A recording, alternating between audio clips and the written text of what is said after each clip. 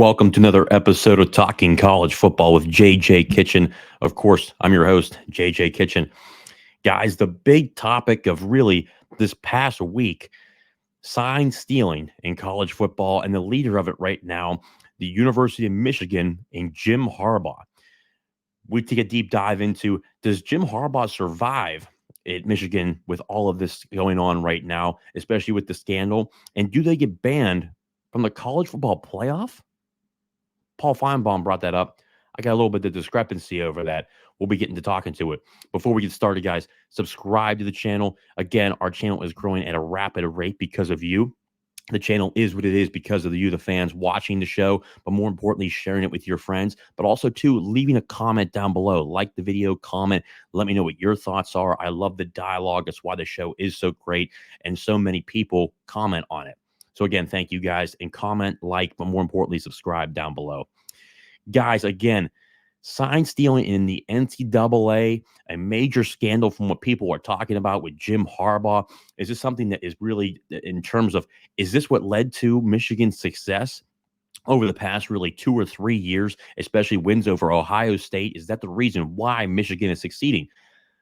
I'm here to tell you something. And, Coach Prime brought it up. You can hand somebody your game plan, but if they don't execute against your game plan, what does it matter? And let me tell you this, the sign stealing, again, is that good sportsmanship? Is that something that is, when you look at it from top to bottom, is that something that is overlooked? Is it truly that important? I think it can be important at times because if someone has your signs, they're able to know what you're running. But I agree with Coach Prime. You have to be able to execute against the game plan that Michigan currently has, whether they're on offense or defense, and if they're looking at your signs. That's number one. Number two, Jim Harbaugh will survive at Michigan. And actually, he's going to get a contract extension. We saw earlier in the week, there was numerous reports coming out that Jim Harbaugh was on the hot seat. They withdrew the contract extension that Jim Harbaugh was working on with the board of trustees, the athletic director, the president. A major deal in terms of being possibly the highest paid coach in the Big Ten, especially even more than rival Ryan Day at Ohio State. Ohio State has been to the college football playoff one time under Ryan Day, obviously.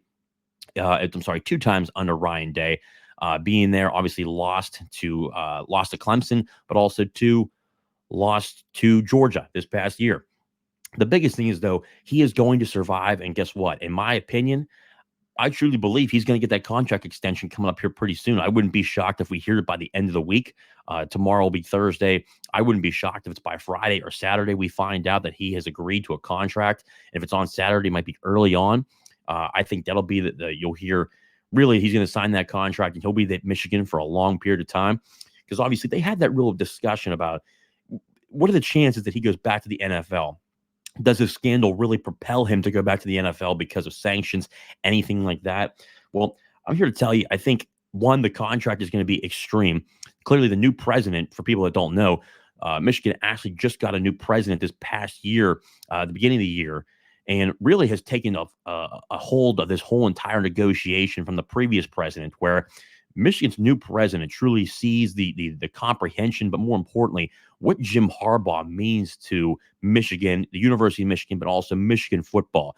The past 2 seasons, just lightning rods of two great seasons, back-to-back college football playoff appearances. Obviously, Michigan went to the college football playoff, lost to Georgia, and then this past season lost to TCU. You look at back-to-back years like that, and then obviously stomping Ohio State for back-to-back years. That's a heck of a road to be on right now. And I think when you look at the higher ups right now, Jim Harbaugh's stance on, player unions, distributions from the media rights deal, players being paid, potentially being employees. He's kind of put people in a position at the NCAA to where, is this the guy that we want to have around in terms of making players employees? And he's kind of rubbed people the wrong way. But besides that, when you really put that aside, clearly Jim Harbaugh has done a hell of a job at Michigan these past couple of years and really established himself as really the top echelon of the Big Ten, especially too when it comes to Michigan and Ohio State. And then you have Penn State there as well. The 3 teams that you're looking at to compete daily and yearly when it comes to the Big Ten titles, really just Michigan and Ohio State for the past really 5 or 6, 7 years. when you look at the team, the really two teams have dominated. As the Big Ten moves on, obviously Oregon's coming in, Washington, USC, and UCLA. They're adding those four teams into the league because the Pac-12 is pretty much dissolving at this point. So the Big Ten's only going to get harder. I think Michigan wants to solidify itself towards the top of the Big Ten, and that's why they're really looking at Jim Harbaugh. Even with the sign stealing going on, when you really look at it, the NCAA, the one thing that we look at, the NCAA is going to trend this out for a long period of time. I don't see a decision coming anytime soon. I think if you look at the past 30 years, anytime there was a major corruption or scandal, things like this were really true in terms of really prolonging things. This thing can really take years if you really look at it, even with the evidence that has come out in terms of players on the sideline or coaches on the sideline, one coach in that reality. I think that's really the biggest thing, really one coach. And, at this point, you have to kind of think that from what's really been thrown out there and people that have talked, you've seen the reports, plenty of different videos, pictures. Heck, there's a footage of even at the Central Michigan game against Michigan State, Michigan sign stealing, and then buying different gear, not even wearing the team's clothing, just going to a different game, having the cameras out, filming. I think sportsmanship, that's bad. Okay. But when you look at the overall, I don't think the Big Ten is going to do anything in terms of what this looks like. The NCAA is going to roll this out. But I think Michigan is really just going to give the NCAA the middle finger and say, look, we're gonna sign Jim Harbaugh to a contract extension. We're going to do it our way. And he's not going to go anywhere. And I think that's truly what we're going to see. I think he's done a good job there. Do I think that the sign stealing has really catapulted them to a term where they've been super successful? Possibly. I think it's truly probably helped them in a number of different games, but has it led to the complete success of Michigan football really the past 2 to 3 years? I don't know about that. I think there's a little bit of coaching involved there, actual players, because the players play. You can't be looking at the sideline every single play and immediately knowing the play of what it's going to be, especially as it comes onto the field at a specific time. I just don't think immediately that's what it looks like. But that's number one. And also, too, one of the crazy things to me is, the next question that really blew my mind almost, that really came up today here on Wednesday, was Paul Finebaum obviously saying he made the biggest mistake of his career and giving Jim Harbaugh the benefit of the doubt as all the evidence has started to come out to the public to where it just looks really bad at this point for Michigan. But the one thing, too, he talked about is, is the Big Ten going to step up and ban Michigan from a college football playoff berth, that they run the table? Let me tell you this. Jim Harbaugh, whether you put Michigan on a probation to where they can't go to the playoff or anything like that, Jim Harbaugh is still making $5, $6, $7 million a year. You can bet your ass he's not going to really care. Is it going to suck for him in terms of bravada going to another college football playoff? Yeah. But guess what? What about the players in this instance? The players did nothing wrong. And I think that's what people are truly missing in the portion of college football and this whole entire thing. It's not like it's a major scandal where other people outside the program were hurt. I didn't see that happening. I don't see anything else happening behind the scenes. When you truly look at this, I think there really needs to be a discussion about, the players behind this. The players have worked their tails off the entire time. They've done nothing wrong in this scandal. They've really just been doing what they're told. It's the coaches inside that coaches room that really puts it to the fold where it's really on them. How can you punish the players out of this? I think when you look at the athletes, obviously, with NIL, they're getting paid. It's becoming more and more like professional sports. But let's be real. They've done nothing wrong in this. So if you put them on probation, they're not going to make as much. They're not making as much money as Jim Harbaugh.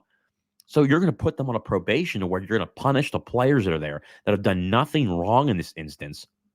But then you're going to allow Jim Harbaugh to stay there. Nothing else happens, and he's going to be able to collect $5, $6, $7 million a year. That's completely wrong. In my opinion, I think there shouldn't be a probation. I would say if the evidence comes back and it's completely on the coaching staff, I think you have to fine Jim Harbaugh hard. And I'm talking about in the $1 million plus range. That's how you make a statement, because then it stops within the coaching staff. Because guess what? Coaches can't afford that continuously. The players, you put it on probation, seniors or juniors, depending upon when this happens. If it's pushed out a year, the juniors that are there now, what if they make it to a college football playoff? What if they run the table and go to the college football playoff and they're willing to get in? Like right now, currently the college football playoff, Michigan is at number 3 right now. How is that fair to the players? So, in my opinion, first off, number one, Jim Harbaugh is going to survive at Michigan. He's going to get this contract extension. It's going to come out really, really soon from anything that I've seen or even heard. I think from a number of different people in terms of different sources, he's definitely going to get this deal. He's going to get that long-term contract. He's going to get a hefty price tag in terms of what he's going to be able to make at Michigan because of the success he's had there. And I think that, again, that the new president has really taken this on to where he's definitely their guy. This is a guy that has been truly successful. How many years Michigan had struggled back to back to back years? Obviously, 11 straight years of losing to Ohio State. Now you have 2 back-to-back years where you've pummeled Ohio State and really taken the next echelon. Have you really jumped Ohio State now because of back-to-back years, potentially 3 years this year? I think Kyle McCord, a good quarterback at Ohio State, but nothing to the extreme of what he could be or what Justin Fields was.